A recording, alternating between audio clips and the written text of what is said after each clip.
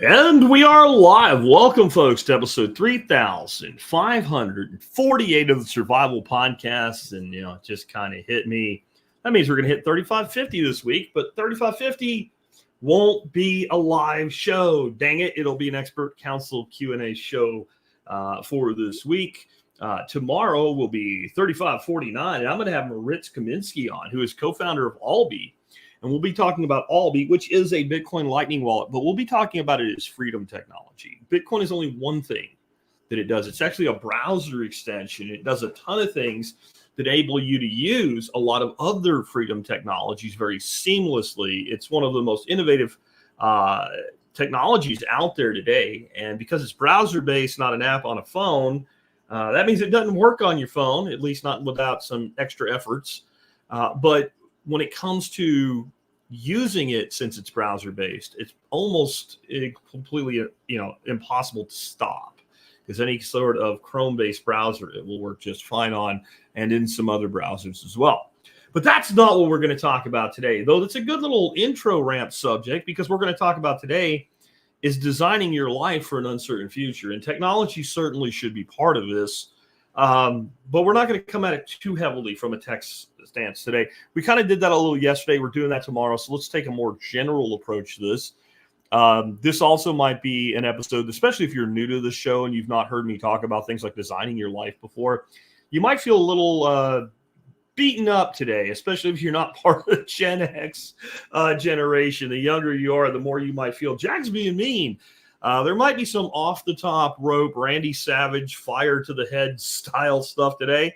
I don't know. We'll see how far it goes. But I'm gonna lay out some realities for you today about the fact that we don't really know what the future is going to bring, but we know it's not going to be easy, and we know we're hitting a time of massive flux in society. There's been, if you just think about the last 5 years, exactly what I said was going to happen 5 years ago has happened. The amount of change, the flux, the speed of movement, the growth of government and government overreach, everything I've said would happen has, and some of us are thriving in it.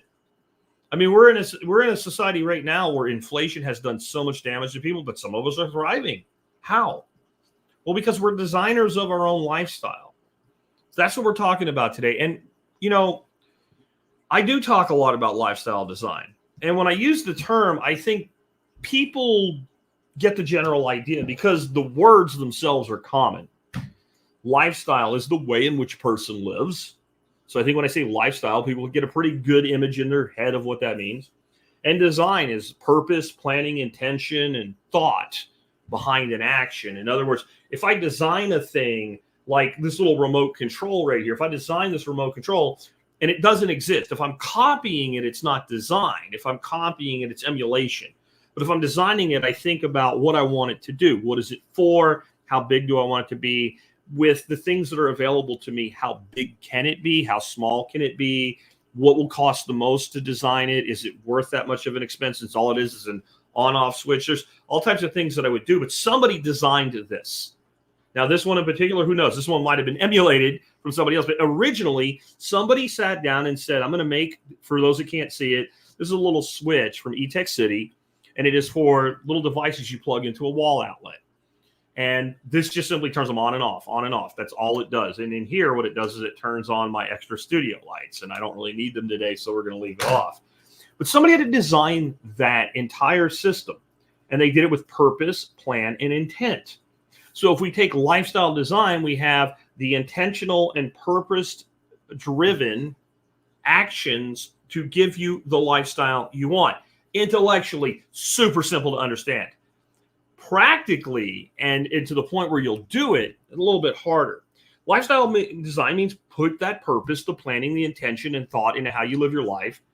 So yeah, people will get it, but they'll usually struggle in putting it into their life so that they'll be resilient for tomorrow. I think we've all had these moments, haven't we? Like, you're really kind of happy with your life as it is. I think we all had a big one a few years back. Think of the pandemic as being a massive disruption, right? And then a couple things change and your whole life goes off the rails. And all of a sudden, the person that was generally content and happy with where they were in the world is miserable, right? And that's because they lack resiliency. Sometimes these external factors can be huge, like a COVID pandemic, or it can be a job loss. It can be internal factors, like maybe you kept the job longer than you really wanted to, and now you feel trapped in it because it pays really well. You don't have a lot of outside alternatives, and you got to pay the bills. And you've designed your lifestyle as a trap. You've raised your outgoing expenses to the point where you can't extract yourself from that job. These are all disruptions, traps, things that push us off the rails and make us unable to quickly return to a point of general contentment and pursuing our ultimate goals. Every time we get sidelined, think of it like you're taking a trip. You're on your way to the store, you get a flat tire. Well, it's inconvenient. You're unhappy about it. Eventually, it's going to cost you money, but you're going to have to stop, put your spare on, take some sort of credit. So your plan now to get to the store at, let's say, 1 o'clock, now you're going to get to the store at 1:30. And that's going to throw everything off down the road. The more you have redundancy in that plan, the less that disruption really matters. And the less you have redundancy in the plan, the whole thing can cascade off and throw a whole week off from one little thing, let alone a major disruption like something the governments of the world choose to do in consort together. Yeah. And there's just a few examples. No one can plan for everything. We're a survival podcast. We're a preparedness podcast. But today, things are so complicated. We all know the next few decades are going to bring us even more of this flux. So what I want to do with you today is talk to you about how to be prepared for that and how to adapt to that depending on where you're at in life. Because honestly, if I'm a 15-year-old kid right now, I would see opportunity everywhere. I see some shit that I'm very afraid of for those kids, government overreach, control, etc. But I also know humankind is pretty resilient and always resists that and eventually overthrows that. But if I look at all the stuff coming out right now, and I'm 15 years old, I'm in that prime learning state. Kids can learn shit like so fast. You think they're screwing off and they learn more than you realize, right? They come in and they tell you how to fix your shit on your computer. And you're like, how do you know that? I thought all you did was watch videos or something. And no, they've figured it out, right? If you are in like your 20s and 30s, you have a lot of opportunity coming. If you're like me and you're in your 50s, you're not done yet, but you're kind of heading toward that.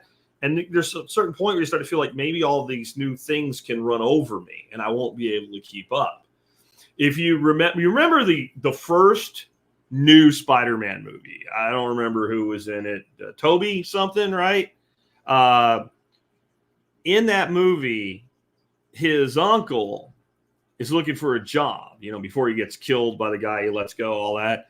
And he's like, damn, computer this, computer that, computer this, and the one ads. And like, I'm too old for computers, right? Like, I think we all have had the fear that will, not necessarily computers, but something will flux to the point where our expertise are obsoleted. And I'm not going to tell you it's not going to happen.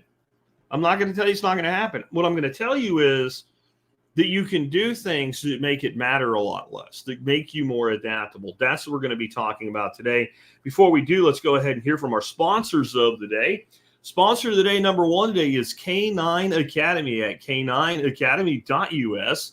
That's Joel Ryle's website. You should check that out, where you can learn to train your dog faster and easier than you ever thought possible. Joel's a great teacher. And, we're talking about being adaptable today. People that can train dogs, you're not going to run out of opportunities. It could actually be, I've never really thought of it this way, but it could be a gateway for people that want to get into this as maybe a side hustle business or something, being a dog trainer. If you're going to learn how to train dogs, learn from the best. Joel is among the best. And this is a really great, easy on-ramp to learn how to train your dog, whether you want to do something like that or you just want your dog to not eat your chickens. Trust me, Joel can help you. You can even take a free class at K9 Academy. It's called the Problem-Solving Library. Learn some of the most basic things. If you like that, move up to the core basics. Consider the other options. Check them out today. Again, k9academy.us. Next up today, Start9 Embassy Servers. We're going to talk a little bit about tech today, but I think we're all aware of the fact that there are, and I can only use this descriptor, dark forces in the world that want to control what you're allowed to do, who you're allowed to talk to, when you can do it, how you can do it, what information you're allowed to see. it's really important when we see that as our future that we start thinking today about tomorrow's threats and taking back our technology and our control over our data, what we do, who sees what we do, and what we can see others do. Start9 is a great way to do that. They have an incredible product in the Start9 Embassy servers. You can check them out at start9.com. If you're an MSB member, you will get 9% off everything at Start9, which is a hell of a discount. If you stack that by buying a gift card to make your purchase for Start9 through the Fold app, then you can get another 9%. That's 18% off. That's a hell of a deal you can get by stacking tech as you improve your ability to do tech. All right, so let's get into this today. I talk about major shifts all the time. And we are now at a point where, like, when I started talking about this, the shifts were coming. Now the shifts are happening, but they are really far away from where they're going. Like, you can always see massive impact by all of the technology, the different mindset, new forms of globalization, new forms of work from home, new forms of how we learn and how we teach. All of this is hitting really hard right now, but it's only really beginning. And that's important to understand. Like, if you go back 5 years, so 2019, pre-pandemic to today, and you look at really what's occurred just in that 5-year period, it's pretty impressive. I'm going to tell you that what's going to happen between now and the end of the decade is going to make it look like Disneyland. Like, it's just like not even that big of a deal. And there's really 5 areas I want to hit on: education, technology, manufacturing, transportation, and then a catch-all everything. So what's that look like? So just from a standpoint of education, there are more people educating their children at home today than any time in America. And if we did it per capita, it's more than any time since there has been the option to send kids to school on a regular basis.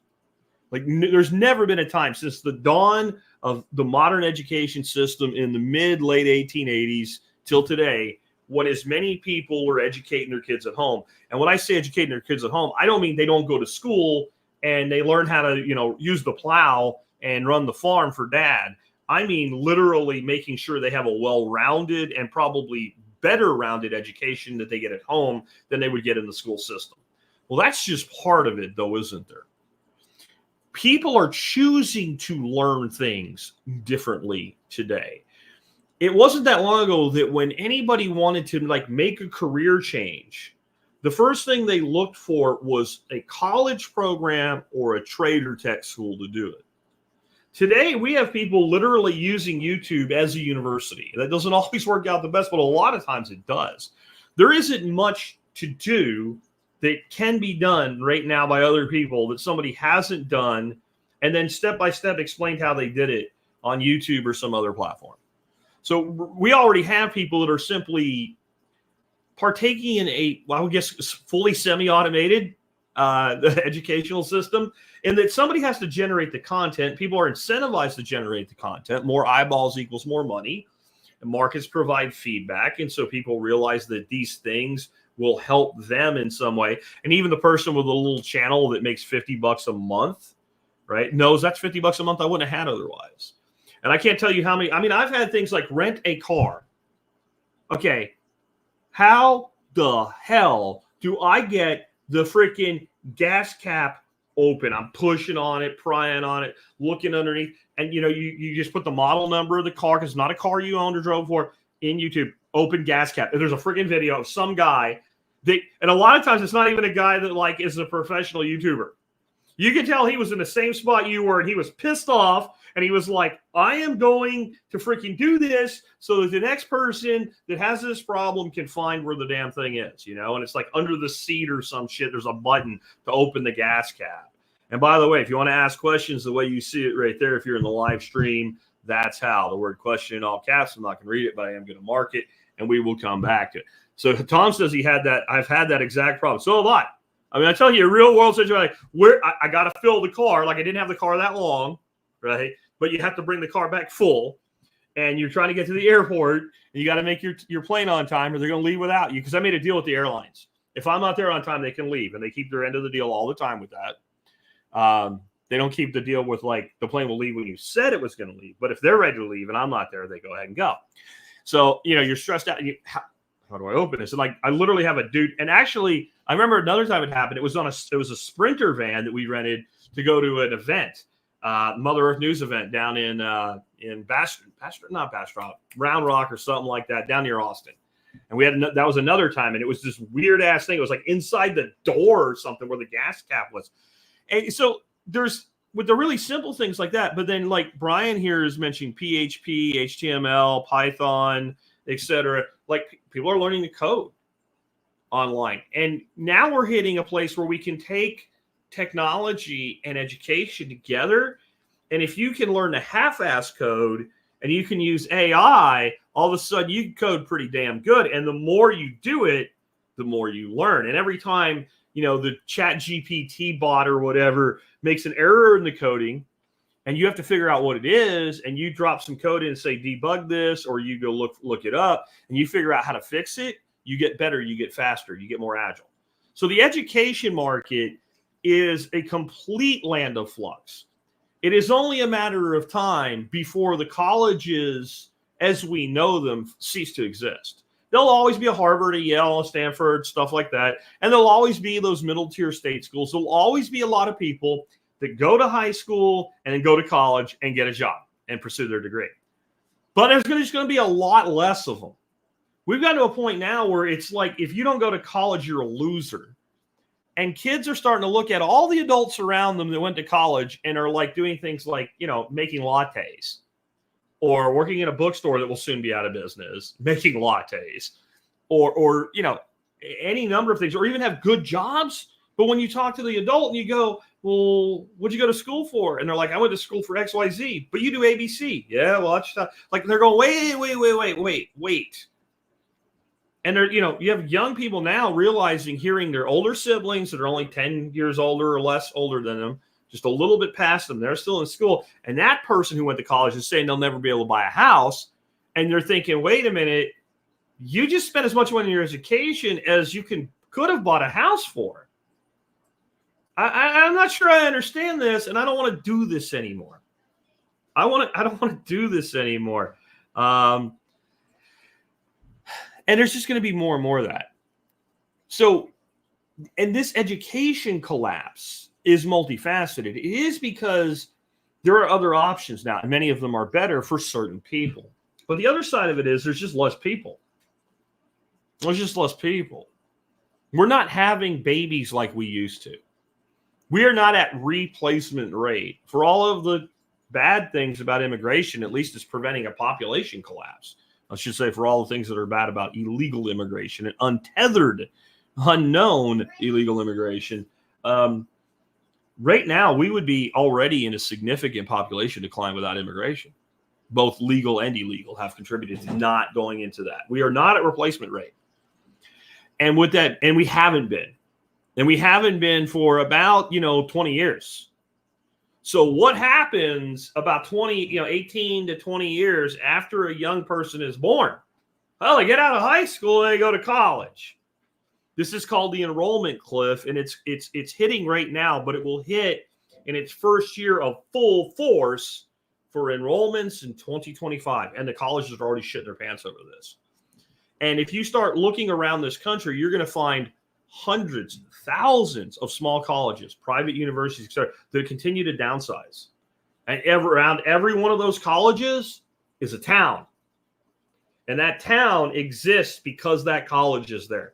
That influx of new young people with money to spend every year. As those close, towns will start to fold in like they have all over the country, but driven by the educational shifts. So education is one of those places that people have always kind of just thought like this. If you're a teacher, you work 30 years, 40 years, whatever it is, and you retire, and you don't worry about it. You'll be fine. Not so much anymore. But then there's going to be second, third, and fourth order effects of this massive shift, and that's just education. Technology, which plays into all this, but technology is going to get to a point where it's going to be one of the greatest liberators and greatest imprisoners of humanity at the same time. In fact, we've already seen that.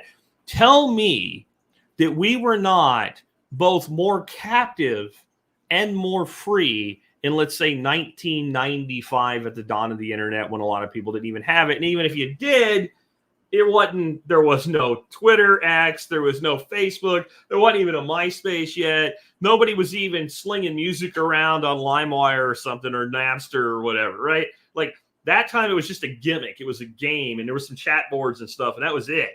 And people would put up this website, it looked like a 5-year-old made it, and they thought they were experts, right? Like, we were pretty free then, right? And we are more controlled by technology than we were then. Are we not more also at the same time? It's weird, isn't it? We are also more free.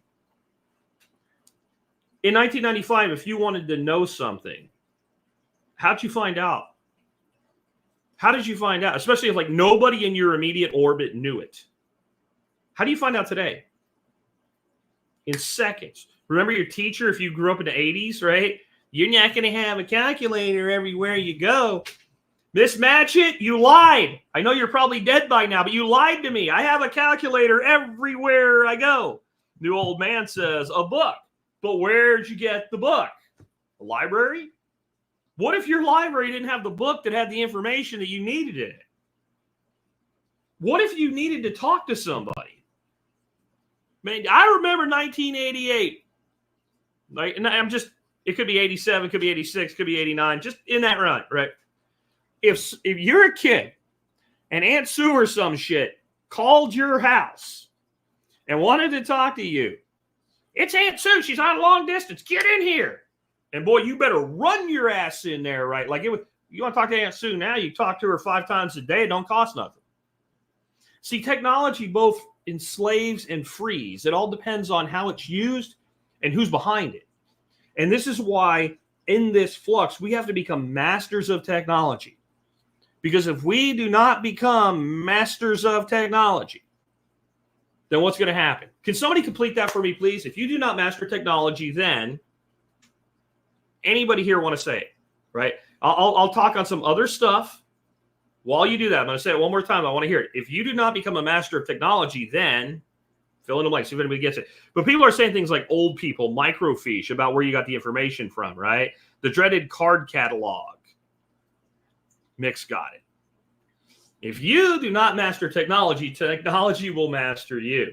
And here's but on that other aside, right? But how long did it take? How long did it take to get an answer? How many times did you say, fuck it, it's not that important? How many times can you do that over your life to where your accumulated knowledge has seriously suffered? So we have this amazing ability in education and technology right now to move faster, to do more, but also to be controlled more. And this is why when AI really started taking off, to the chagrin of many people in this audience, you must learn to use it. Because if you don't, then they will use it on you. And since you do not understand the pattern that shows what's being done, you won't know it's being used on you, and that's when it will be most effective. When you know somebody's doing something to you, unless they're really good and you're really weak in that space, it's not very effective. When a magician does a trick, you know it's a trick. You know it's an illusion. You know it's not magic. But when the pretty girl appears on the stage, the raised stage, she was right here, now she's right there. Where'd she go? It's still amazing. You're entertained. You'll buy a ticket. You'll pay good money to go see it. But if you know exactly how it's done, even if you don't quite see where they pulled it off, everything goes away. It doesn't work on you anymore. And that's how technology is. When you truly understand the technology that's being used against you and how it's being used against you, somebody posts something, for instance, is supposed to engagement farm you and get you mad, right? And you go, that's fake. I do it with my wife all the time. She's like, well, that's fake. Goes, did you look it up? Nah. I can tell by the way it's phrased. I can tell because it's so ridiculous and outside the box. And then every once in a while you're like, maybe. And you look at it a little closer, go, 90% that's fake. You look it up, that's fake. Because you recognize the pattern. If you don't recognize the patterns, you're going to be controlled by the pattern that you do not recognize. The technology will master you. So technology is just going to continue this massive shift in all factors of our life, and it's going to continue to eliminate jobs. And it's going to eliminate jobs first where it's doing it right now. High paid upper middle class professionals are the ones that are most being hit by this right now. Copywriters, programmers, developers, and they're not losing their jobs. Just the number of them required is going down because, when we get to this point where one programmer could do the work of 5, well, then we hire 1, maybe 2, but 3 of them don't have a job anymore. The skill is in demand. It's just somebody else has it, and it's a bunch of GPUs spinning in a bank. And that's one way that the technology thing hits, right? And it's going to hit because I want to replace or reduce headcount of the most expensive part of my labor force first as an entrepreneur. Being an entrepreneur is tough. Let me tell you what you don't like as an entrepreneur: employees. You might love the people, but you don't like the general concept. Every employee is a potential problem. I know if you're an employee, that's hard to hear. I know that you don't want to believe that. But when I have a small company with 8 people in it, and that's my entire company, and I have one person that handles dispatching of my vehicles, and they have to take off work today because their kid's graduating from fucking kindergarten, I hate them on that day. I love them the day before, love them the next day, hate them that day. Right? If you're not Hewlett Packard with 20,000 employees or some shit like that, where 5 people could take off any given day, no one even gives a shit. But for small to mid-sized businesses, missing 1 or 2 people over bullshit, that alone, they're upset today. My mom called, whatever. It's not that I don't care. It's that I have a business to run. So every place I can eliminate humans, the less shit I have to deal with. I know that, again, if you work for a living and you work hard, that sounds like the most asshole thing I could say. But all I'll tell you is run a business. I used to run a business with 50 primary employees and 2,500 contractors active at any given time. Every day, something was a problem because somebody had a problem in their life that became our problem. And we were big enough to absorb it. I've also run much smaller companies, and you lose 1 or 2 people for like a week. Holy crap. You're taking a bath financially. But if a robot can do the job, and it doesn't necessarily have to be like, a robot, animatronic, human type robot, well, then that problem goes away. If I can eliminate 50% of my workforce, I'm going to eliminate 50% of my personnel problems. I'm going to be able to look at things and go, if I have really high-end tech, and a person doesn't have to be quite top level, and I have somebody that's like a genius top level performer, but their personality makes them a pain in the ass. They have a predisposition to take time off. They drink, whatever. I'll keep the second tier guy and marry him with the first tier tech and get rid of the person that's the person that's a prima donna, the person that knows they can get away with shit. They're out the door first. I don't need you anymore. I'll keep, if I had 10 man head count in a department and technology lets me go down to 1 man, I'll keep 2. Now I have 2 is 1, 1 is none. 1 is sick. 1's kid is graduating kindergarten, whatever. I've got the other one. Everything keeps running. We'll see how that works. This is coming to everything because then the next thing we want to do is get rid of low-end workers. I mean, we all know self-checkout is kind of a disaster, but it's better than it was, isn't it? Like, the reason I never did it before is it didn't work worth a shit. You're always having to come over and do something for you, whatever. But we really are going to get to a point. You're not going to go to a freaking cash register. Cash registers are like toll booths. It is only resistance to change that's keeping them in place. There's almost no toll booths left in Texas. The technology to get rid of every toll booth in the United States existed in 1990. It's an RFID card and a reader and a camera and a Department of Motor Vehicles database. So if you don't have the RFID tag to get you the discount, you get a bigger bill in the mail. There's still places where people sit in the toll booth and collect money, like New Jersey, because the unions are stronger there. We don't need them. If we can track 60,000 vehicles a day on a Dallas North tollway, or 60,000 vehicles an hour, then we can figure out how to charge people for their groceries without a freaking cash rate. It's a fucking obstruction point, right? We can, right now, Amazon has hundreds of thousands of employees, right? Millions of employees. A lot of them work in the warehouses. They're treated like dog shit. They don't really want the job. They need a job. Yeah, the women have to go in with clear purses because they're afraid they're going to steal a fucking tchotchke or something. Who knows?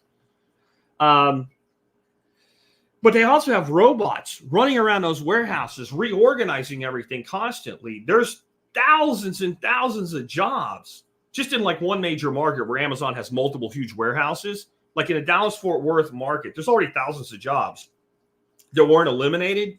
They were avoided ever being created. And this will just continue. We'll get to a point where an Amazon warehouse, when you walk in there, you won't feel much life force. There won't be many people in there.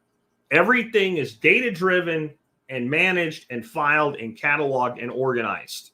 It's perfect for autonomous intelligence to move shit around, load trucks.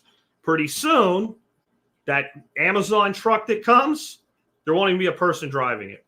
There won't be a person driving it, which means it can run 24/7, 365. And don't think they won't. Now, this is where this becomes a problem. We keep hearing as all this tech develops, stupid shit like, remember when they shut the pipeline down and they told the guys who were pipeline workers and roughnecks and shit to learn the code? And that became a meme. And now whenever government people claim about being laid off, people are like, learn the code, fucker, right? But the overriding mindset is we need to train people today for the jobs of tomorrow. Nothing like some political bullshit. But I just want to ask you a question, an honest question, America. Think about people you know and people you interact with on a daily basis. And think about some of the people that are like in their 40s and they're doing the type of jobs that maybe you did when you were 15 or 16 years old. They're stocking shelves in a grocery store, checking people out in a grocery store, loading a truck. They work a construction job, but they have no real understanding of anything. They dig ditches, they fill ditches, they dig holes. They show up, they're day workers. Maybe they're day workers with actually a job, but they function like a day worker. Maybe they're a little bit above that and they run the day worker crew or something. And across the board, they mow lawns, they clean pools. There's nothing wrong with any of that. There's plenty of intelligent people that do these things, okay? There's plenty of intelligent people that do all these jobs. I'm talking about the person, you look at that person and you say, God bless you that you have a job doing something like that because you're at your limit. How often have you been to a grocery store, you went to check out and you thought to yourself, this person is at the limit of their mental capacity right now. Like they can't do more. Okay. The beauty of our economy up till now, being so people focused, is all of those people, if they wanted something to do, could find something to do. What happens when you wipe that sector out? Do you think you're going to train these people for the technology of tomorrow? This is how you get the idiocracy. The technology masters them. And so you're going to have to deal. Yeah, well, that's not going to happen to me, Jack. I can figure shit out. I can learn shit. I have all kinds of hard skills and soft skills, man. I take this shit seriously. I listen to you. Yeah, but if you're prepared and a disaster hits, you still have to worry about all the people around you. This is a long, slow, unraveling disaster that you're looking at. And it is part of our transition to whatever's next for us. And I'll tell you something. Whether you believe in evolution or not, evolution believes in you. And some members of the species, and the species survives and thrives and does just fine. Some members don't make the trip. Some members get their genes cold. Yeah? Darwin wasn't wrong about that. I don't care if you believe in creation and God and whatever. You can see how evolution works, okay? And some people don't survive the upgrade. Yeah. And that is scary when it's going on around you because they all demand the people that do survive provide for them. That's the future you're heading into right now. Manufacturing, all this technology pulls into that. We keep talking about manufacturing jobs. We're living in the past. The American high ran from about 1945 to about 1965, and it tailed off and died in the 70s, and it got murdered in what was left of it in the 80s. And it was only about 20 years. But when you listen to people talk about it, you would think it was a century. Blue-collar workers that only the dad worked and the mom stayed home and they had a house and a car and mom got a car in only 5 years and then they had 2 cars in every driveway. Wait a minute, that was Hoover, right? Yeah. 2 chickens in the pot and 2 chickens in every pot and 2 cars in every garage. We actually got it in the 50s and 60s. it all went away. And it was like blue collar manufacturing, construction, like any guy that wanted the work, that had a strong back and a good work ethic, could get a job that paid a decent wage. And a lot of it was manufacturing. Detroit exploded, right? Not just one, but all the major car makers. And then all of those car makers, they didn't make all their own shit. So somebody would open up a factory and all they were making was starter motors and selling them to Ford and GM or something like that. And then that had second and third order positive effects. And all these other people came in. But because of that, we look back and we envy our grandfathers because they could get good manufacturing jobs. Have you ever done one? They're not the best jobs to have. You know, some of the factories in China that are like peopleless now and are almost 100% automated, they didn't do it because people are expensive in China. They have basically legalized slave labor. They can have people work for nothing. You know what was happening? People that worked those jobs were fucking killing themselves. I mean, literally, like factory workers had a suicide rate at like 6x the average Chinese person. What? Because it's not rewarding. It's not rewarding. So it's a job that people claim they want, but nobody really does. What it was at the time of the high in America was entry level. If you worked on the line at GM, like I had an uncle that worked, my mother's sister's husband in New Jersey. He worked for GM. We bolted shit on frames of cars all day, every day. And he really liked his job. He didn't like his job. He liked having his job. There's a difference. He was paid well, union job, union benefits, 8 hours a day. If he was pushed in overtime, he made buku money, but he didn't like, oh, I love what I do. But he realized if I do this, I'll become a line supervisor. Then maybe I'm a shop supervisor. Like there was a progression there for people that stayed and worked hard. And so even the part that we think we want, we don't want it for that reason. What all that means is that people are not really addicted to working in factories. It's not a lot of fun to work in a factory. Who the fuck, when you're a kid, they say, what do you want to be when you grow up? I want to be a cowboy. I want to be an astronaut, right? I want to be a policeman. I want to be a firefighter. Who the fuck says I want to work in a factory?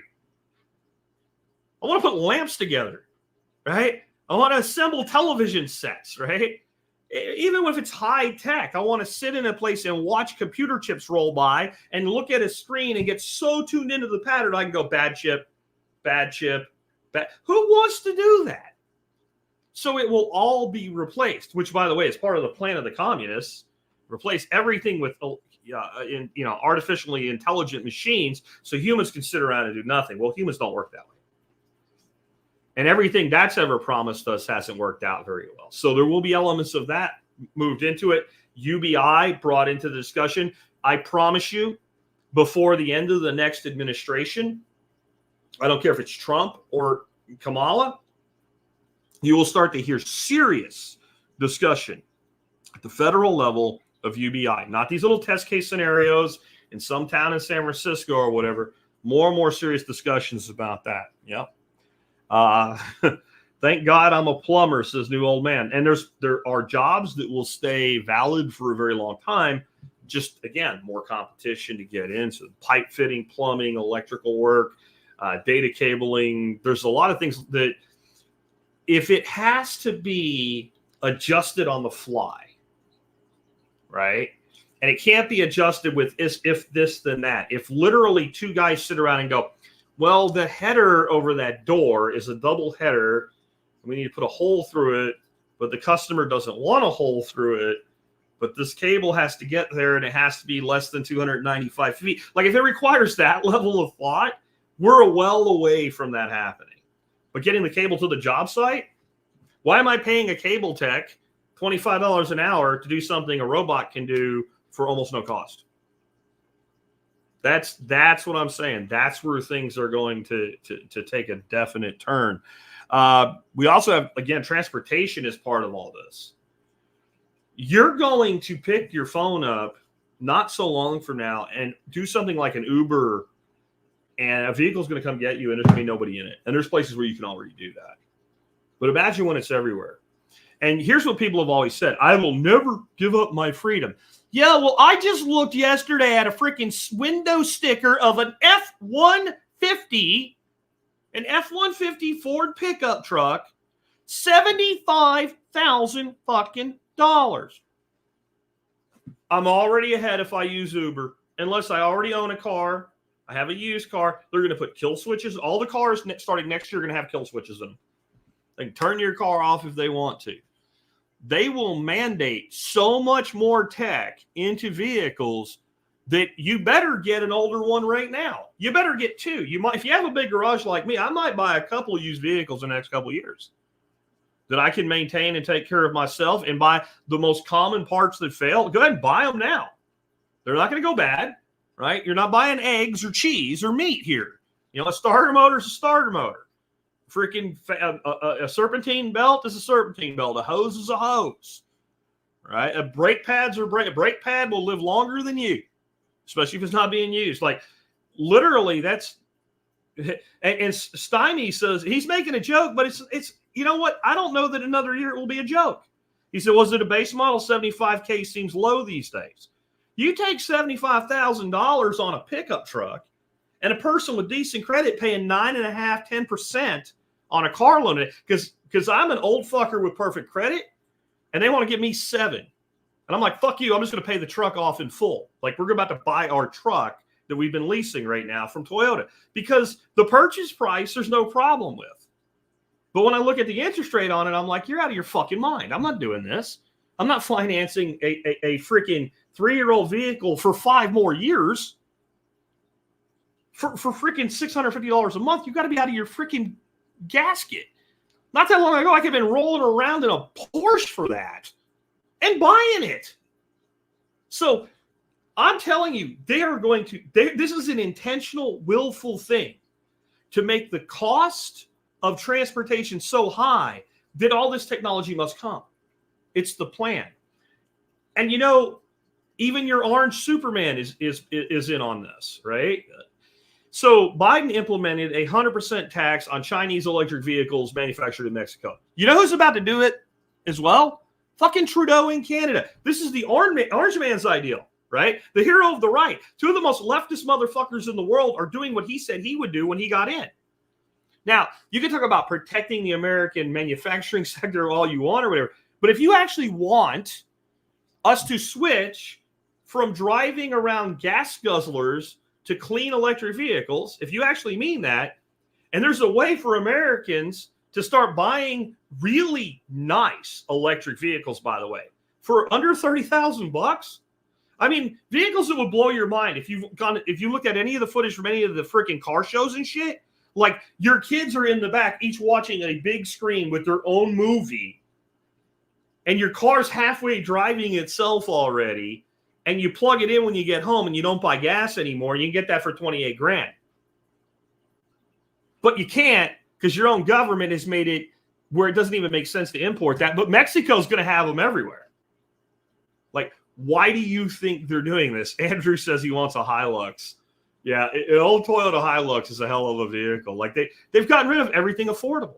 It wasn't even that long. I remember I went to a car show about 10 years ago, and Ford had really nice, like base model, slightly upgraded, a little bit of appearance package on them. You know, F-150 extend cabs, they were $28,000 just 10 years ago. Now they're selling that truck for $75,000. Go look at the price of a standard cab base model F-150 today and go look at an F-150 from 1975 and do the inflation adjusted cost. And the delta is insane. They're destroying our freedom of movement by destroying access to the things that let us move. Because once you put everybody into this centralized transportation society, you have control like you've never had before. Because if I'm summoning the Uber robot with my phone knows I did it. My carrier knows I did it. My government knows I did it. The people that own the vehicle that's transporting me know I did it. They know what time it picked me up. They know what time it dropped me off. They know where it dropped me off. Did it drop me off at a law office, a court, a liquor store, Walmart, a concert? It knows everything about me. Isn't that interesting? Isn't that interesting? Look up what the average car payment is today. Humble Mechanic says, I can't do that mid-flow. Somebody do that for me right now. What is the average car payment in America right now? I'd like to know that. I bet you it's something insane. I'm going to guess it's somewhere between $600 and $800, which I have never had a car payment like that in my life, and I've driven some nice vehicles. 600, 800 is what I'm going to guess. In some reason, and I promise I didn't cheat, 880 just popped into my mind like that, which seems nuts. But somebody figured that 750. Okay, I was wrong. It's off by over $100. Liberty Guard says 750. Did you look that up? Did you know that? You know? 726. That's a very specific number from Humble. And that is a number we can bank on. But there's something he put in there that if you're not on the live stream and you're not looking at it right now, you'll miss. For 68 months. So that's 5 years and 8 months. And that's what they keep doing. They keep extending the payment. They offered us, well, we need a lower payment. We'll do 72 months. On a 3-year-old truck? I know it's a Toyota and all, but no, fuck you, right? I'll show you. I'll pay it off in cash. You were close. Liberty Guard says it was just a guess, but he said 750 and Humble said 726 and 68 months.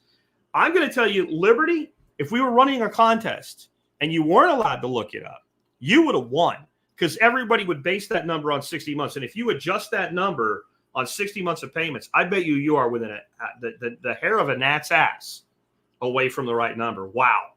And that's average. That's effing average, Humble says. How much more can that number go up before everything breaks? And people just say, nope. Okay, now what happens to manufacturing, right? Who's going to buy a vehicle? Now what happens to Ford, Chevy, GM, fucking Tesla, everybody? The only people who can afford to make a car you can afford are the Chinese, and your own government make sure you can't buy it. Because let me tell you what would happen. Let me tell you what would happen if they didn't put 100% tariff on those Chinese electric vehicles. All of a sudden, American manufacturers would figure out how to manufacture those vehicles at a price you could afford because they would have to compete. That's called a market. When we disrupt markets, we fuck things up. And Humble also says, and he would know, 84-month loan is a common loan now. 84 months. What is that? 7 years. 7 fucking years to buy a car. And it makes sense. I said I saw that sticker on an F-150, 75 grand. Back in 1998, my wife and I bought our first house. 2 bedrooms, 2 baths, 1,800 square feet, 2-story, quarter-acre lot. Just ass hair under 0.24 acre lot. Nice subdivision, Arlington, Texas. And there was a sweet spot at the time, especially. Arlington City, Mansfield schools. It was like crack, Babe Ruth, home run. $84,250. And our payment was around $1,000 a month on a 30-year loan on a house. Because interest rates were 7% back then on houses. Especially, first timer using his VA, not putting any money down. We paid about $1,000 a month to buy a house. I bet you today, most people on that Ford F-150 would cost them more than I was paying monthly for my house over 7 years versus buying the house over 30. They're going to destroy the ability to do this. And then everything is going into flux. If you just think about everything I said touched everything else. So we have to become extremely adaptable. So what's always worked? What have we always seen work for people, no matter the flux? Because if you think, oh my God, this flux is insane. What do you think the flux looked like between, let's say, 1829 and 1869? I mean, 40 years. I think most people today would have been eaten alive by what that looked like. We went through the Civil War. We went through massive industrialization. The first internal combustion engines were out by then, right?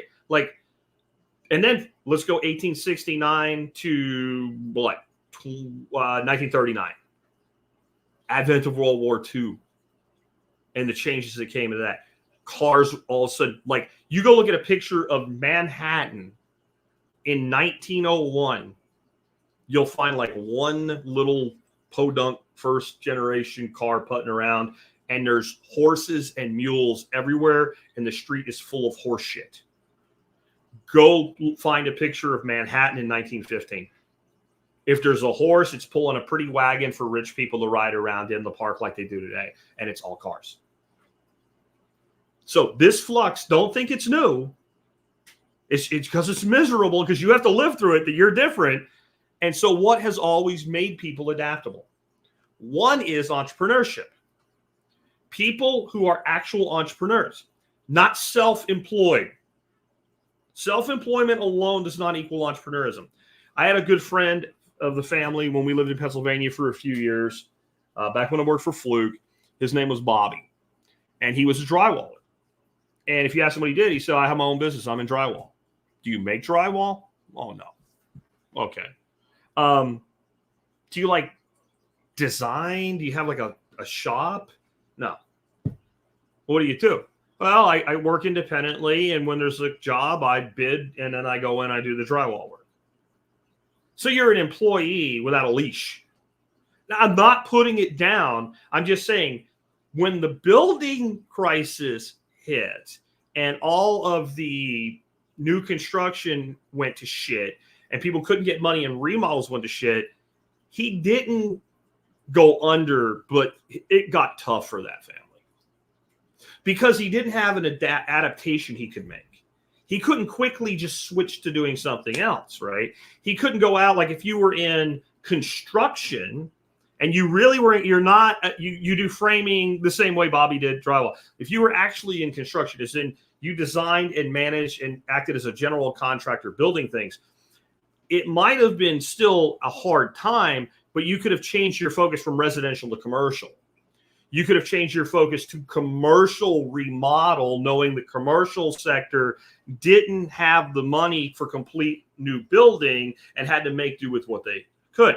You could have anticipated it, seen it in advance, and made the shift before it was necessary. So you got ahead, because everybody's going to get that idea once it happens. Entrepreneurs have that flexibility. They can change their direction. They can change their state of operation. Right? You can be in a place and they do something really stupid with some sort of tax on business, but it's a state level tax. And if you're a true entrepreneur, you can move your business to Texas. You know, when California really pissed off Elon Musk, he said, that's the end of that shit. I'm moving this one too. I'm moving everything to Texas. Go fuck yourself.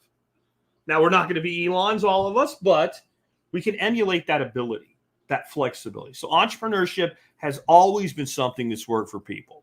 Adaptability and flexibility, that's part of the advantage of being an entrepreneur, but having just a mindset to be as strong as a towering oak, but as fluid as a weeping willow. You know, when you get a big windstorm, you'll see sometimes around here, these oak trees that were 100 years old, just like tornadoes come through, like low-level F1s or F0s, and they rip the top off the tree, destroy this 100-year-old oak. Down the road's a willow. A lot of leaves are missing. A few sticks and twigs here and there, but the tree's basically just like, yeah, I'm riding it out, right? You have to have both that strength, but also that adaptability and flexibility to get through this, because we just don't know what's going to happen. Your mind already has to be of the opinion that I am going to be fine. Now, it can't be the movies where grandma's knitting in the chair, rocking back and forth. It's all okay. And the house is on fire.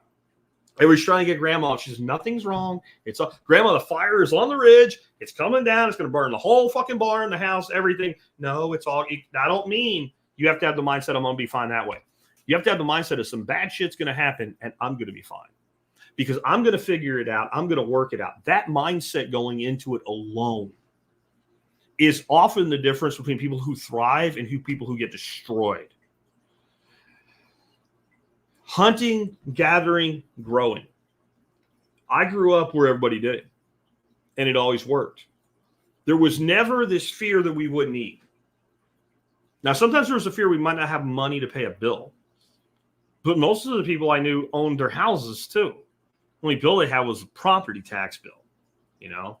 Most people I knew owned their own cars. Like, financing a car just wasn't real common where I grew up in rural Pennsylvania.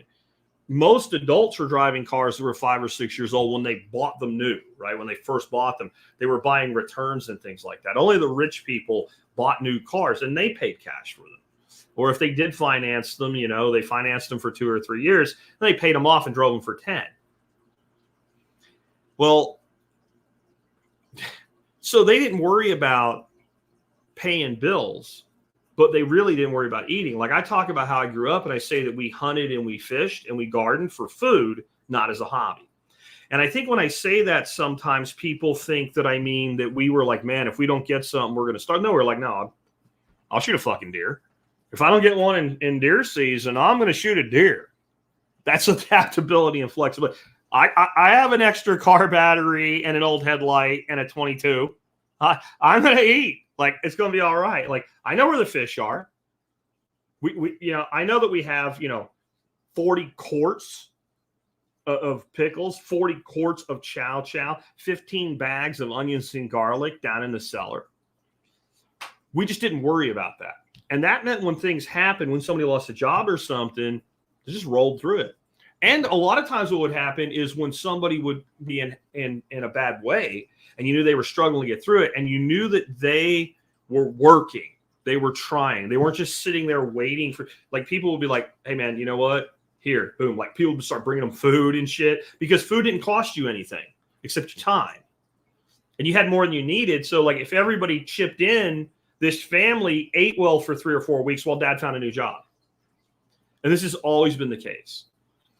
If you go back to the way things were in England during the war, for the World War, I really suggest you watch a really wonderful British series if you've never watched it. It's on YouTube and free. It's called Wartime Farm. And there were serious stresses on farmers. And a lot of what they produced, they actually were forced to sell. They could only keep so much. But they did way better than people in the city. So much so that people in the city would send their kids to help out on farms just because they know they'd be fed well. This has always worked. Oh, chow chow, you're right. Anyone can golf. I miss my grandma's chow chow. And plenty of people have given me chow chow. It's always good. But it's one of those things that die with my grandma that I wish didn't. I wish I had the recipe for the way she did it, because it was just perfection. But hunting, gathering, growing, a solid conservative approach to risk balance. Okay? So there's 3 types of people when it comes to risk. And we're going to use investing here, but it's also taking a job, taking a new job, going back to school, moving, buying a second house. Like, there's a million ways to look at this. But let's use Bitcoin. So Bitcoin was one of those once in a generation opportunities that if you aped in back in like 2010 or something, you're a billionaire now, right? But for everything that looked like that at that point in its existence, aping in just meant losing all your money. Okay? So you have people that they have no risk aversion whatsoever. They try everything and they go all in on everything. And they use the same philosophy that people that play roulette and basically knock off 9 numbers on the board with 4 chips each on corners do, where you're never really going to win that much. But someday this one in the center might hit, and I'm going to take enough risk that the big payout will come, right? Well, there's some problems with that. One is the people, when they do actually hit it, they almost always piss their money away. Just go look up how many people win lotteries and are bankrupt within 5 years. It's the same mindset. They're just ape in, risk everything, okay? Now, there's another thing that you could have done at that point. I didn't trust this. I will buy a CD in the bank and make 2% and be happy. And I don't take any risk whatsoever, even though the risk was like a few $100s. Right? So you stay out of it all the way. That is overly conservative versus overly liberal with risk. And nothing there should bring in politics. Okay. Then there's people who are like, this seems interesting. If I don't eat lunch today, I can buy $20 worth of it. I think I'll buy a little bit of this thing over time because this one seems like a risk worth taking. And again, this goes into other things. I don't like to beat people up with just the Bitcoin thing and rubbing it in that you didn't listen and now you wish you did. I remember when I bought my second house. And I remember I have a family member, and he was like, that seems kind of risky. And this dude had just bought an SUV that even back then was like a house payment. And I'm thinking, so I have a house payment on a house that's the second house that I own. And I already have a tenant that makes my house payment for me.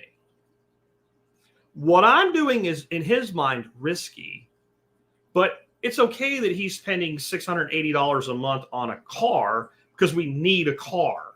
And since the kids play sports, we need an SUV. He didn't need. They had 2 SUVs. The other car they had that was paid for was an SUV. I can't make this up, you know? And, you know, right now, his wife is driving a car on an 84-month loan like Humble Mechanic mentioned. And it's like a Ford Fusion or something, and it's like $600 a month.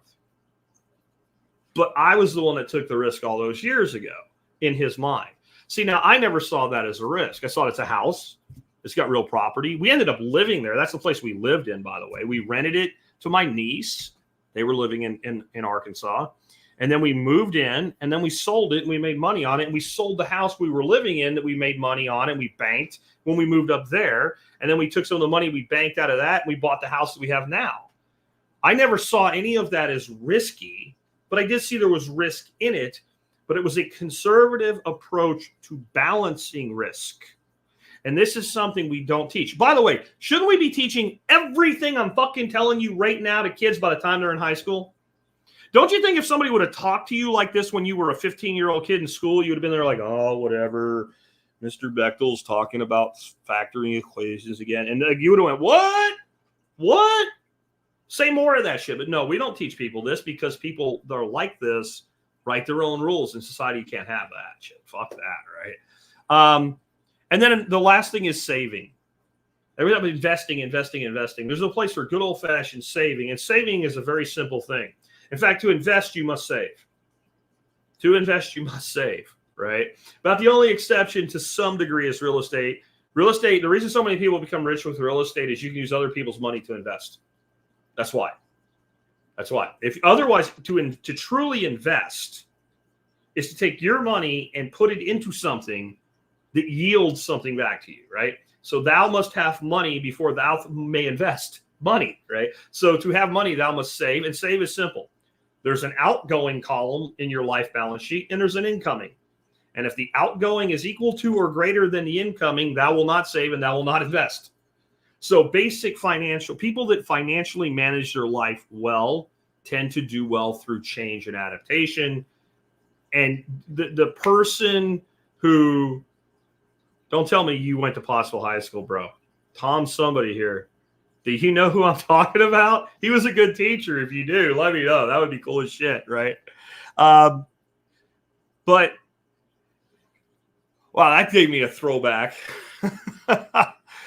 People that save, invest well, take conservative risk balance, make sure they know how to feed themselves, and do all these things. They get through these time periods. So you need to model that behavior now because, trust me, it's going to get worse. I think we are living through this wonderful fiction in our heads that as bad as it is, it has to get better tomorrow. No, it doesn't. And it probably won't. If it does, I'll be happy to be wrong. This is a job, if you want to call it that, where, man, I don't ever like having to say I was wrong, but I like being wrong a lot of times, right? Damn it, Tom. I thought he said he's just messing around. I thought maybe we went back that far together. That would have been cool. Anyway, so what are the basics of lifestyle design then? How do we actually make all this work? Number one, we have to define our goals. What do you want? Most people don't know what the fuck they want. They have no idea what they want. They couldn't explain it to you if they tried. They couldn't explain it to you if explaining it clearly and articulately meant that just by explaining it, they would get it. Here's the scary part. If you get to the point where you can do that, you'll probably get what you want. Now, you have to have a modicum of common sense and reason and logic and a reasonable timeline. I'm not saying if you're like, I want 6 Lamborghinis, I want 5 mansions, like you start naming shit like that, like you probably actually don't even want that. You just think you do because it's a status symbol, right?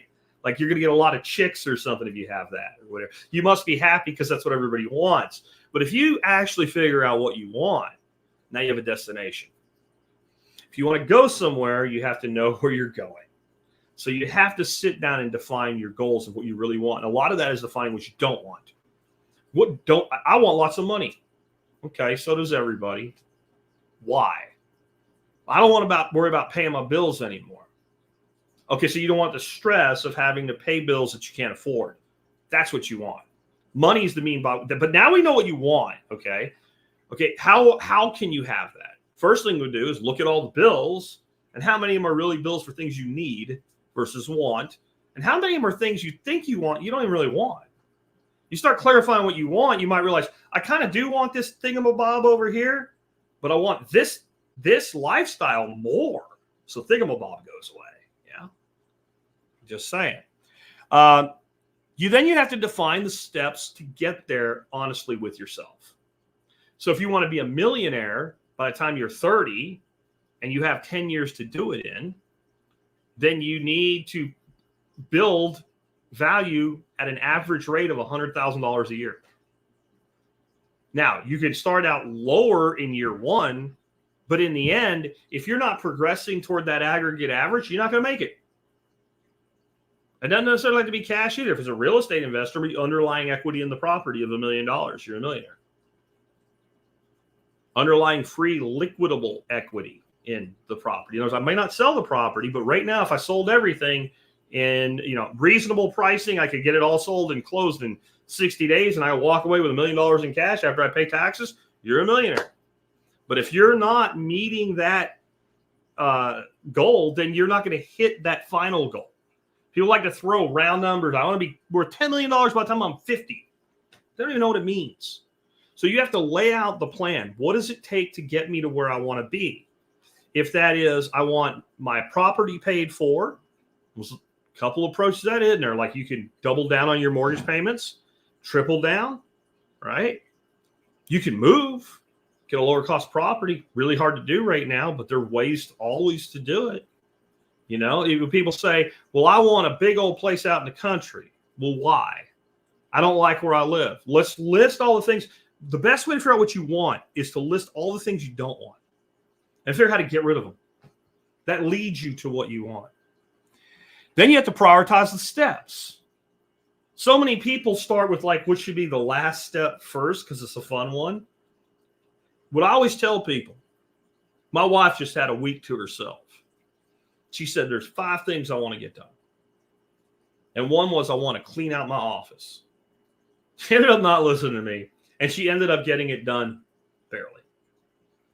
But what I knew of all the things she wanted to do, cleaning up her office was the one she least wanted to do. What do you think I suggested?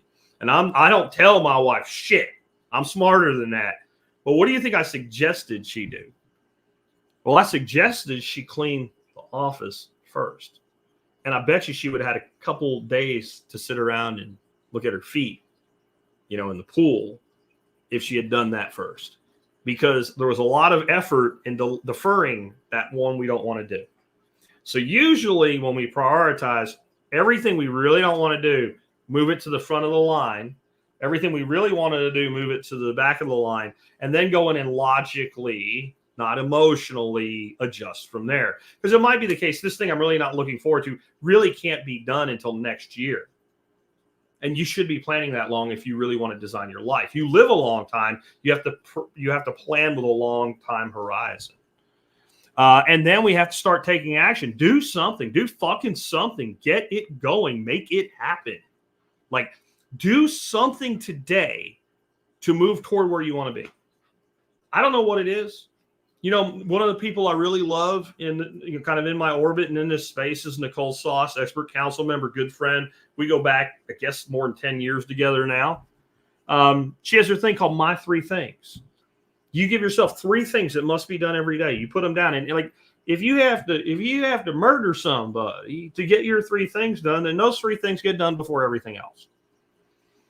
And she has contingencies but what if it's really an easy day and I don't have anything I really need to do and I only have one thing? Well, then on that day, you have that one thing. Well, what if I have no thing? Come up with one thing. Do one thing every day. Take an action. Do something.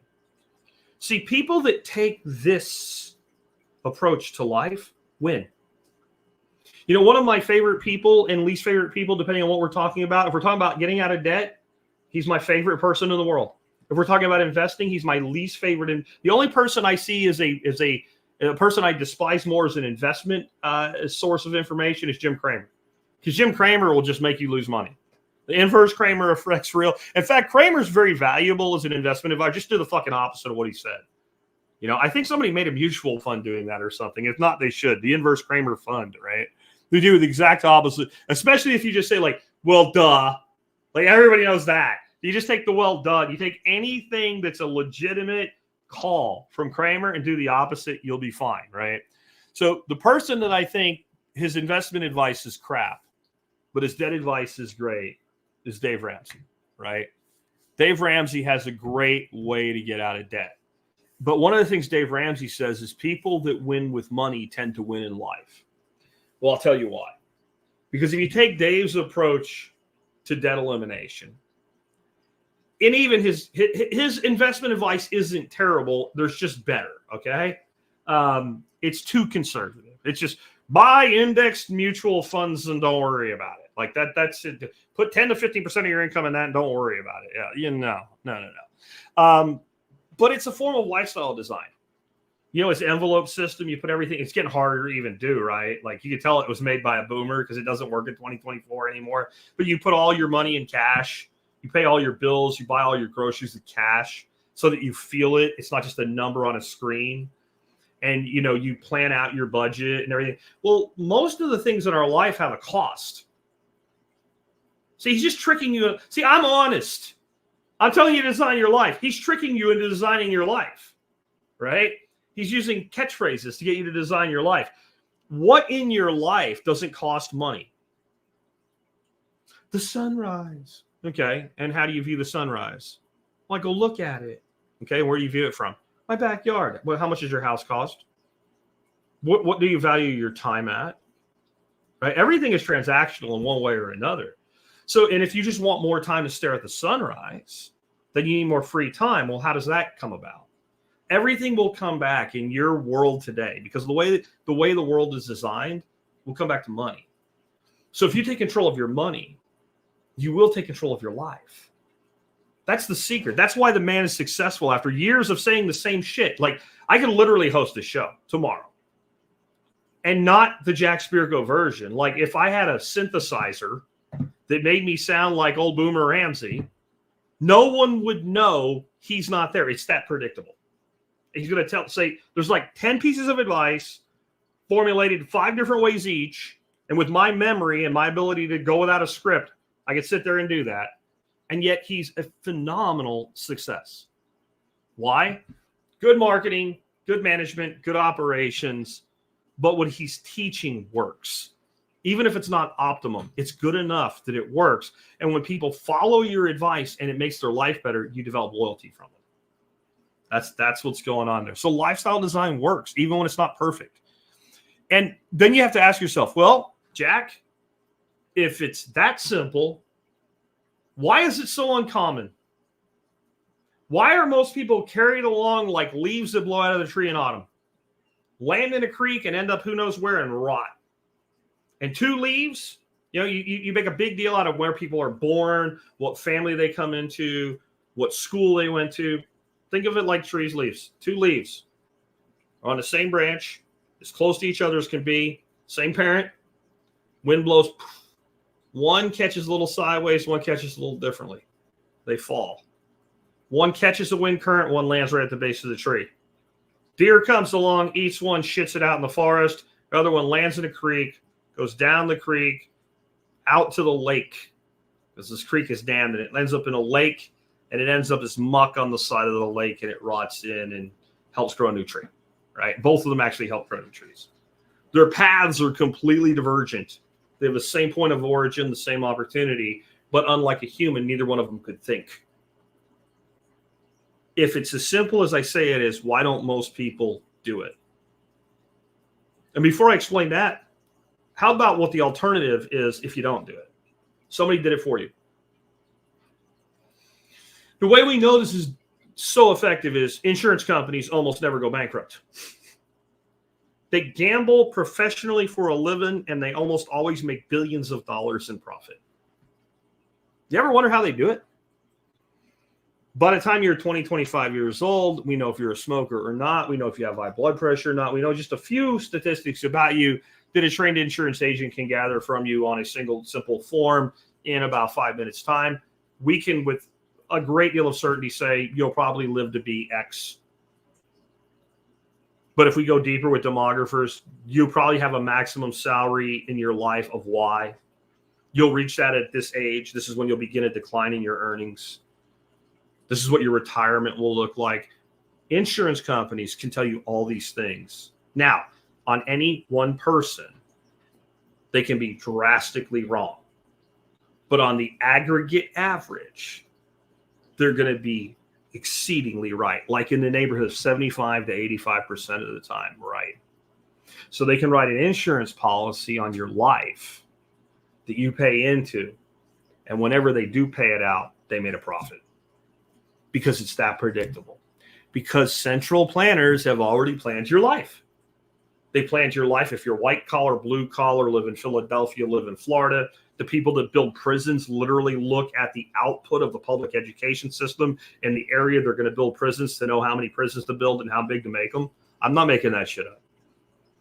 So now you really should say, why don't more people do it? Like if the alternative is somebody else decided when I'm going to take vacation, if I'm going to take vacation, how old I'm going to be, what kind of diseases I'm likely to get, how fat I'm going to be, how miserable or happy I'm going to be. If it's already put in place that those things are preordained, if I don't take action and nothing prevents me from taking action, why don't people do it? Well, number one, it requires something that we have been convinced we shouldn't have to make: sacrifice. Now, you'll notice the state always wants you to sacrifice things to benefit them, right? To benefit their goals and their agenda, which will someday maybe benefit you. But when it comes down to really making sacrifice, even the politicians don't tell you you need to sacrifice. They tell you the other people are responsible for your sacrifice. And isn't it funny, whether you believe in the D's or the R's or the big L's or anything, it's always the other person's fault, even when everybody has the same common complaint. It's funny, isn't it? It requires sacrifice. And people just generally don't like to sacrifice. I had conversations with my daughter-in-law about having a budget. Says, you don't want me to spend money. I said, you're a grown-ass adult. You spend all the money you want. I just want you to know how much. I want you to set your own boundary. She's a spender. You know? So that's my son's cross to bear, not mine, you know? There's so many people like that, though. I'm not picking on her. She's a wonderful person. But people don't even want, like, most people don't even have a budget. And you'll listen to somebody like expert council member John Pugliano. He's like, I don't have a budget. Yeah, he's not so wealthy. And he does have a budget. He has a conservative mindset toward his spending. He buys quality things for the long term because of where he is now in his life. He doesn't have a budget anymore. He doesn't worry if he's, when he goes to the grocery store and last week it was $220 and this week it's $250. He doesn't care. You get there eventually. I guarantee you, young John Pugliano that was an officer in the United States Army had a budget, or he wouldn't have gotten to where he was, right? So that's a sacrifice. Everything we're talking about is a sacrifice. Spending time learning a skill instead of going out with your buddies and drinking beer and fishing is a sacrifice. Going fishing for food in a way that is productive and profitable versus going out with a guide and drinking a bunch of beer while he does all the work is a sacrifice. Everything that actually makes things better in your life has some degree of sacrifice. Even if you enjoy it, there's something you probably could enjoy more than doing it right when you're doing it. So when it comes to, like, I'm going to drive a used vehicle, it's a sacrifice. When it comes to, I'm going to skip buying, a complete new ensemble of clothing this year because the clothes I have are fine. Buy one or two things because these things are wearing out, right? That's a sacrifice. And the problem is that many people, even when they sacrifice the wrong shit. Or they don't sacrifice broadly enough. And they also don't know where they're going. So the fact that it requires anything of you before it gives back to you is going to knock 50% of the people out before we even get started. And that is the number one thing that knocks people out. Requires something else, though. This is going to, now you're down to 50%. Now we're going to knock it down to 25% of people in society who will do it. We're going to knock another 50% of the remainder out. It requires being honest with yourself. You just took us from 100% of people that could do something to 25 with those two requirements. People do not like to be honest with themselves. The most effective therapists are very empathic people with the strong bullshit detector. It's not that they tell people what to do. It's they know when the person is not being honest, and they probe and they push and they force that person into an honest discussion. And that therapist isn't really the person they're having a discussion with.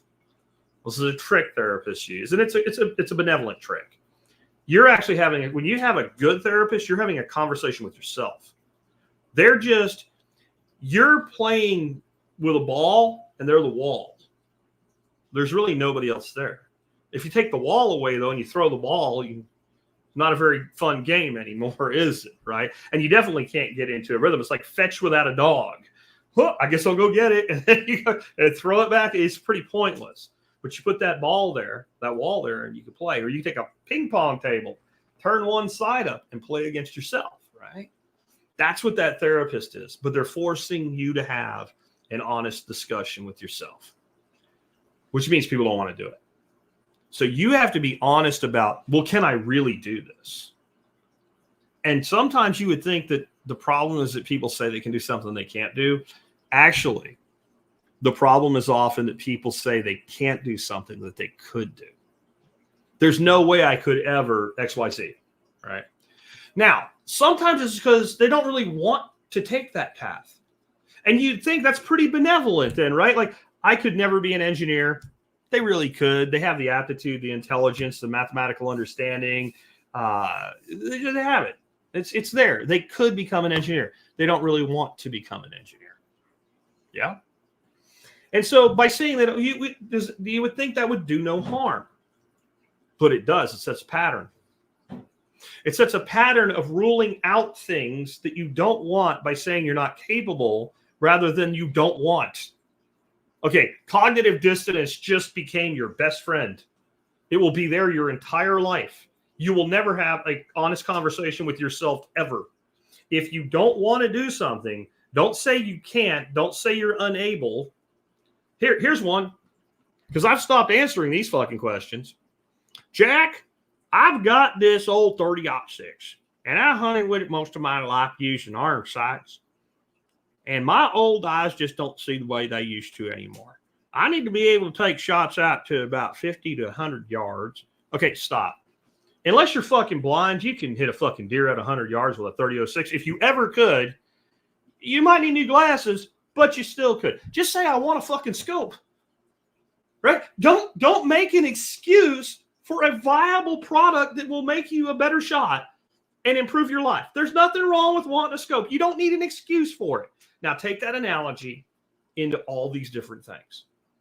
You don't need a reason to not want something, and you don't need a reason to want it. Now, reasons are important when you're making decisions about actually executing, but just in determining where you want to go. So you have to be honest with yourself and sacrifice. Now we're down to 25% of the people. Here's why that's a good thing. Because the 75% that won't do it are not going to compete with you. You understand that? They're not going to compete with you. And there's even a lot of people that will do it, but they feel that once I've done a certain point, I don't have to anymore. These are people that graduate college with degrees, sometimes fancy one, MBAs and shit. And at that point, they want a good job and fuck it. They're not going to compete with you either. They will sacrifice, but their sacrifice is short timeline focused. They have a very short time preference. They think life's like television. Once I get the degree, I'll hang out with my friends at the coffee shop and work a few hours a day. Not the way it works. So they'll get a dose of reality, but then they feel kind of resentful. I made all the sacrifices. I did all the work. I stayed up late and studied. I got the A's. I did all the stuff. My life's not great. Fuck it. I'll just do what I have to get by. I'll quietly quit. How much of that's going on? People, you're familiar with the term quietly quitting? Google it if you're not. Probably half the people in America are quietly quitting right now. It means doing just enough to not get fired. So that's good that it requires sacrifice and honesty, because You just wiped out 75% of your potential competitors and whatever you're trying to do. It requires taking responsibility for where you are. For where you are. Not where you're going, that too, but primarily where you are. In fact, one of the first things you have to do to fix your fucking life and make it go in the direction you want it to is determine where you are and how you got there. That requires honesty with yourself about all the shit you made mistakes along the way doing. I think sometimes when I talk about my past and all the shit that I went through and all of the wins I had, people think like, Jack, he's like a magic touch or something. I fucked up shit left and right. I was willing to take the risk, fuck this shit up, own the fucked up shit, and move on. And I sit sometimes now and I go, how the fuck did you get here? Sometimes I'm afraid I'm going to wake up and it was all one big, 16-year hallucination of doing this podcast. Like, how did I possibly win this big with all these mistakes? Then I remember the words of Michael Jordan, you miss every shot you don't take. You miss every shot you don't take. I made the most shots because I took the most shots, right? And you don't have to win in this game. You don't have to make the most shots. You just have to make a lot of them. You have to make the clutch ones, the right ones. So to do that, you're going to have to honestly live up to how you got where you are. If you explain to me that the reason you're in the spot you're in life that's not great, and it involves 2 or 3 times of talking about what somebody else did, you're not ready yet. I don't mentor people really, but if I did, I wouldn't take you. You're not ready. Your cup is too full, right? As the old Chinaman would say, your cup is too full. I want to hear the person say, well, I made this mistake. And if that means somebody misled you, you trusted them. That's on you, right? There's probably several things along the way that you can say, that was a sign that I shouldn't have, and I did anyway. Now we're starting to have an honest conversation with ourselves. Now we can start to locate ourselves. Now, those things of sacrifice, honesty, and responsibility for where you are equal your current position. Earlier, we talked about setting a destination. I tell you to go to Philadelphia. What's the first thing you need to know? Where Philadelphia is? No. Where you are. Well, you know where you are. Not necessarily. What if I blindfolded you and put you in a helicopter, and the helicopter flew in circles, a bunch of wider and wider circles, and it finally went out, so you have no sense of direction. You're sitting in some small town somewhere, there's no signs. I give you keys and a car. And if I say, if you can get to Philadelphia before the end of the week, there's a suitcase waiting at this address with $1 million in it, you get the $1 million. What is the first thing you need to know? Where you are. You know how you got there, but you don't know where you are. But if you could map the helicopter's destination, which is yours, so you could figure out where you are. Getting to where you want to go is easy now, isn't it? How easy is it to get to Philadelphia? I can pretty much give you directions from my house to Philadelphia without looking at a map. Why? I've driven not to Philly from here before, but that way. And I know where I am. Tell me I'm in South Dakota, pretty big state, and not where. I can kind of say, you need to get, but I really would have to know, where is this place? Now say, tell me how to get to Philadelphia, but I won't tell you where I am. I have no fucking idea. So figuring out where you are, how you got there, and having an honest conversation with yourself that puts the majority, if not 100% of responsibility on yourself for being there, is necessary for you to figure out how to get where you want to be. Okay, so we locked another half of what. Now we're down to 12.5% of people. Last one, it requires the courage to do what most won't. It requires the willingness to take that risk. It requires the willingness that when everybody's saying, hey, just come out with us, and you say, look, I'm trying to save money right now.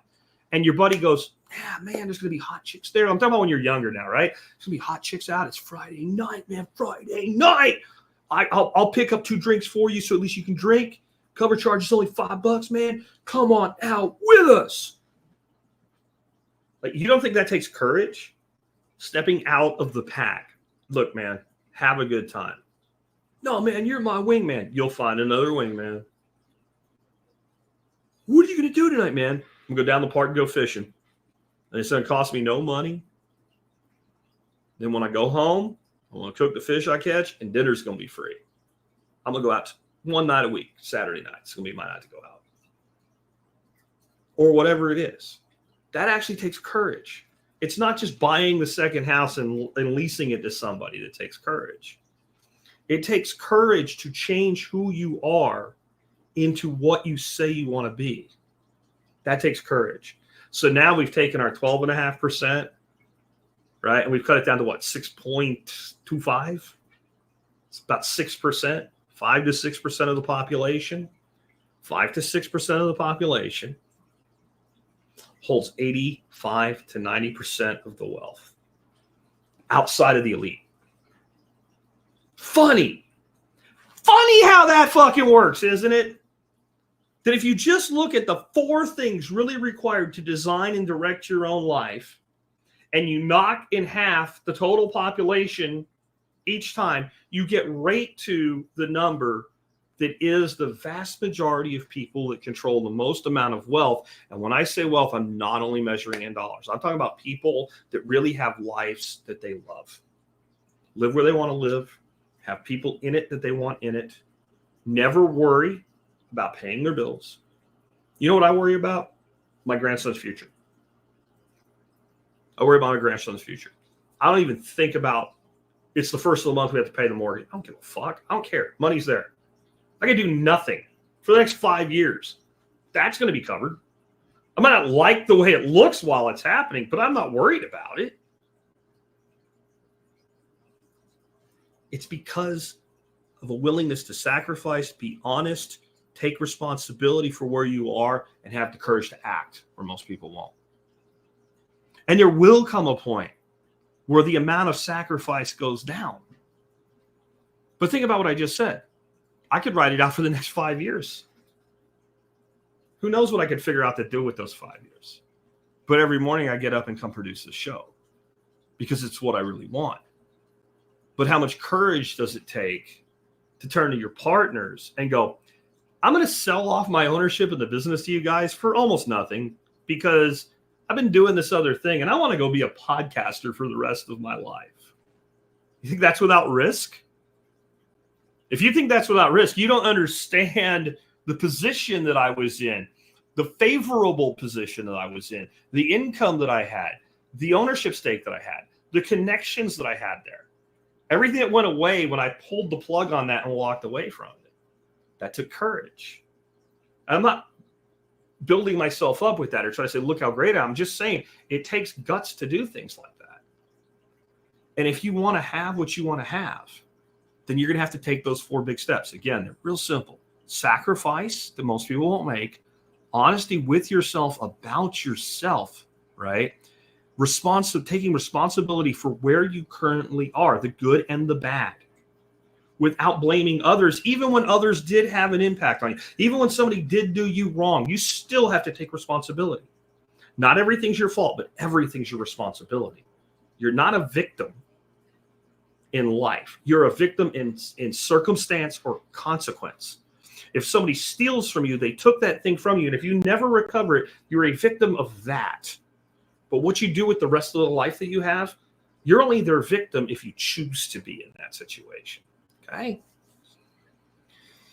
My final thoughts on this are, there's nothing I've told you today that you can't do. There's nothing I've given anybody today that you can't do. If you have a pulse, you can fog a mirror, okay? And you have an IQ that makes you functional. If you have a high enough IQ to stand trial, then you can do all these things. Various different levels of success and a million. In fact, as many people as there are is how many paths there are. Even someone that takes a path that looks very similar to yours will have major divergencies from it, which is the point. In the world, the words of Richard Bach, whatever the population is at any given time on Earth, that's how many worlds there are. Each one of us creates our own world in our own mind from our own perception, our own fears, our own courages, our own bias. We all do this for ourselves. And the beauty of it is that means we can paint any victory we choose. The scary part is most will choose to paint a failure in their own life and then live to regret it and then look back and wish it could have been different. The thing is, it could have been different. And there'll be a point where you have this reckoning. And if you didn't do this now, there'll be the point where you say you wish it could have been different and it'll hurt. But then there'll be the point soon after that you'll say, it could have, not I wish it could have. It could have been different and I didn't choose for it to be. And that will crush your soul at a time when your soul should be preparing to transition into whatever's next. It is that deep. It is that important. And there's probably not ever been a time in history where it's more true than at the edge of a transition, which is where we are right now. With that, let's go ahead. I got a couple questions and then we'll wrap up. The new old man says, how can we capitalize on dollar's downfall? What does that look like? Shorting the currency, taking out loans for buildings, equipment, and livestock. You know, a lot of people think that and they get wiped out. Any debt you take on, you better be able to service, even if everything goes left, right, sideways, up, or down. The whole show basically answered that question. You design your life in a resilient way, because if you do that, it doesn't matter if the dollar's value goes down. In fact, if you have lots of money and the dollar's value goes down, you're better off than not having lots of money and the dollar's value goes down. It might hurt more intellectually, but you're still better off than the person that's penniless. But keeping your debt low is huge. Now, I have a mortgage. I mentioned it, but you know what I owe? I owe like $140,000 on a house that's worth $500,000. You know, and it didn't happen overnight. We bought smart. We made revisions. We let markets do what markets do across time. We bought at the right time. Refinanced into even better terms. Paid a little extra here and there. I ain't paying no extra now. So a mortgage can be a way to gain when the dollar's value goes down, so property prices go up. But to realize the gain, there's only two ways to do it. One, your income goes up along with the decline of the value, right? So you're still making the same money adjusted, and your house payment's cheap, and everybody around you has an expensive house payment. That's a microcosm. That's what we've managed to pull off here. But you know what I'm going to say? The place you should be investing right now with surplus capital is Bitcoin. And if you don't want that answer, I'm sorry. It's not going to change just because people don't want it. David Price says, just drove past Pottsville, Pennsylvania and thought of you. Love you for all you do. Thanks, David. I wonder if you just, when you say drove past, not through, I wonder if you like hooked ass down 81 or something like that and saw the exit for it. But there's a part of me that really wants to go back up there and see the place. And there's also a part of me that knows when I talk about places in America that weren't always great, but they were good, and they've been crushed and destroyed by drugs in this economy, that my hometown is at the top of the list for shit like that. I've been told you can't walk down Main Street in Pottsville now without walking by 2 or 3 people dealing heroin. And that is obscene to me. I mean, I grew up, you know, in the 80s, everybody smoked pot or knew somebody that smoked pot. And everybody that knew somebody that smoked pot knew somebody you could get pot from, or knew somebody that knew somebody you could get pot from, right? It wasn't a big deal. Like, there was a lot of, you know, drug use. But heroin, no one ever even, like, if you would have said, hey, man, let's go score some heroin, man, people would have been like, get this fucker away from me. 5 years after I left, my best friend's girlfriend died of a heroin overdose. That's what's happening in our country right now. And now it's fentanyl and all this other shit. We need, like I said, we need to be designing our lives, because what's been designed for us isn't good. What they're doing, if you want a term for it, they're Mexicanizing the country, right? If you look at Mexico, it's just fraught with regulations. You think it's freer, and in some ways it is, but in many ways it's not. And the elite in Mexico live lives that our elite envy, and everybody else is a peon. If you look at what's being done to this country, that's what they're doing to it. So you have to play outside the lines. Justin says manufacturing used to be a major value add to society because of the first mover advantage. Where's the real value being added at the most basic level in 2025? That's a great question. I don't have an immediate answer for that. But what he's saying is, like, we were manufacturers in the 50s and 60s and 70s because we were innovators. We were designing the product and then making it. And then we went from designing it and making it to designing it and letting somebody else make it.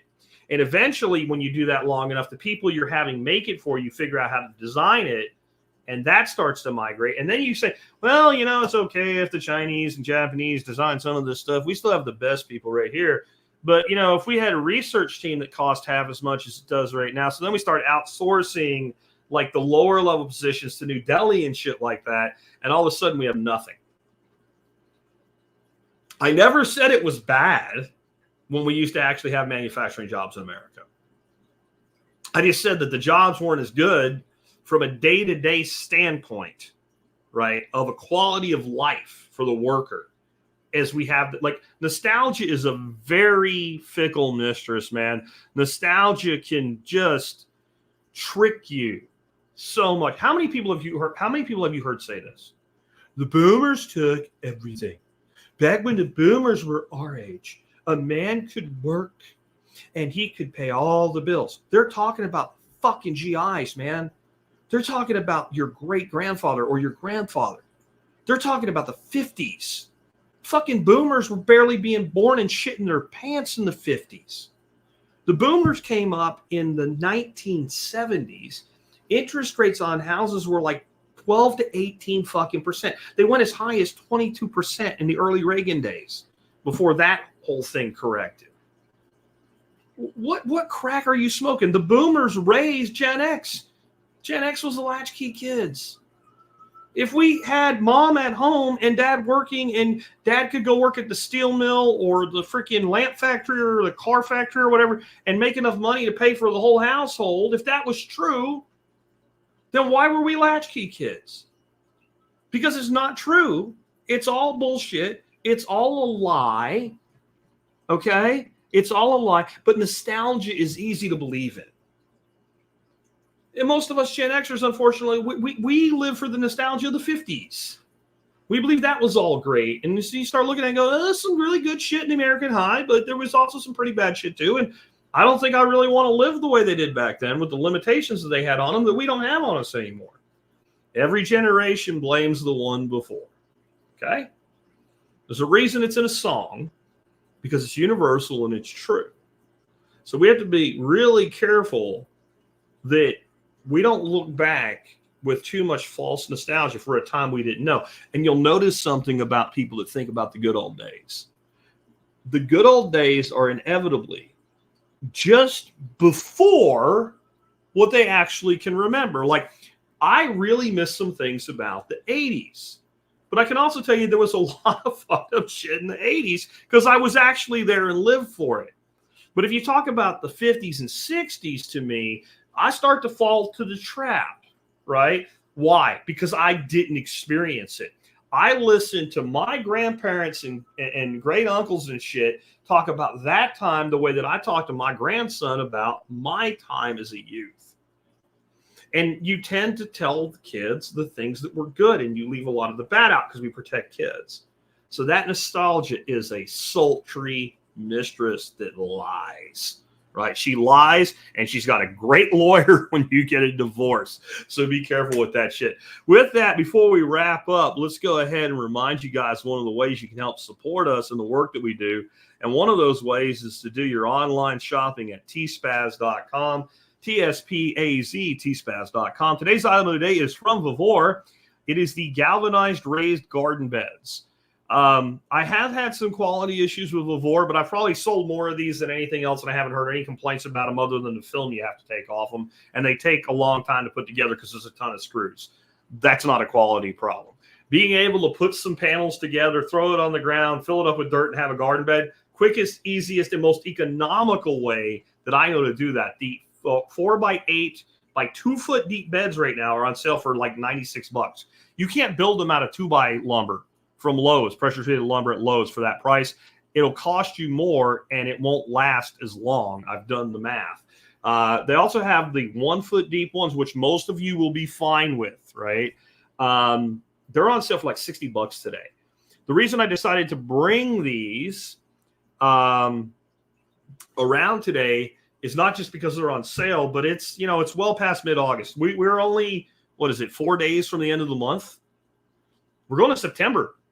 Dove season starts, right? Like, it's fall. I know it doesn't feel like fall, but it's fixing to be fall. If you want a fall garden, now or never, baby. Like, if you got to know where you are and where you're going, you're gardenless. You want a fall garden into like early winter garden this year, you need to do it now. And this is the easy button to get it done with. If you want to get ready to have a bigger season next year, this is a good time to do it. Next thing you're going to be hunting season. It's going to be cold out. You ain't going to be outside. Next thing you know, it's spring and you need to, you see what I'm saying? Like, it's time to act. And when they're on sale at this price, they're great deals, so check them out. Remember, you can find everything that I've ever reviewed and recommend at tspaz.com. And if I wouldn't spend my money on it, I wouldn't recommend it to you. With that, let's go ahead and Dowie says, I think he's maybe a little bit behind us, but he says, they're bitching about the silent generation. They are. The silent, yeah, the silent are even before the GIs. Right? Some of the silent went to the war, usually is a bit older, like my grandfather did. But the silent, you know, lived through the Depression and all as adults. Yeah. That's who they're mainly talking about. The silent. They had it so easy. All they had to do was live through the Great fucking Depression, take jobs working for the Civilian Conservation Corps, one of the other alphabets that FDR created, and just, you know, live on almost nothing and, you know, be happy to have a plate to put their dirt on or something. And they had it great. Like, yeah, that false nostalgia will get you. The beauty is the past is what it is. You can lie about it, and plenty of people do. Most of the history you were taught is true and has lies built into it at the same time. I don't think George Washington chopped down the fucking cherry tree. Okay. And then said to Daddy, I never can tell a lie. I think that's some bullshit. I think there's a book called Founding Myths. It's really, really interesting. But whatever the past is, it is. And all we can do is glean from it patterns that will tell us what the future will probably look like. Okay.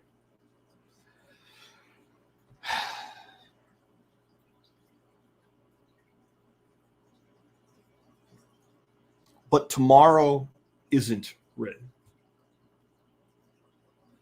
Tomorrow is under your control.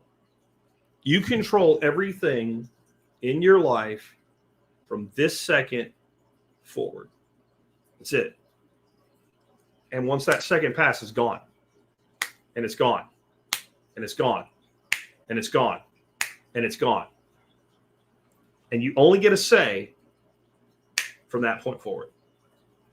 Which means you have a dramatic ability to influence what will be in a year, 2, 3, 5, 10, 20, until you dirt nap.